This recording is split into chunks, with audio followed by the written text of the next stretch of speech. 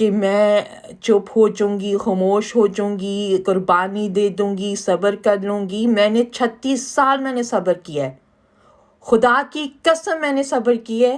اس وقت خلافت اور جماعت کی وجہ سے، اس جو دن جماعت آج دیکھ رہی ہے اس کو اوائڈ کرنے کے لیے. پھر جب لوگوں نے میرا پیچھا نہیں چھوڑا، جیسے ایک ولکینو پھٹتے میں پھٹی ہوں اور میرے منہ سے ساری سچائیاں نکلی ہیں. مگر خدا میرا گواہ ہے کہ میں نے کتنا صبر کیا اور میں چپ رہی ہوں اس ظلم کے سامنے. اسی جو میرے مخالف ہیں وہ یہ بھول جائیں.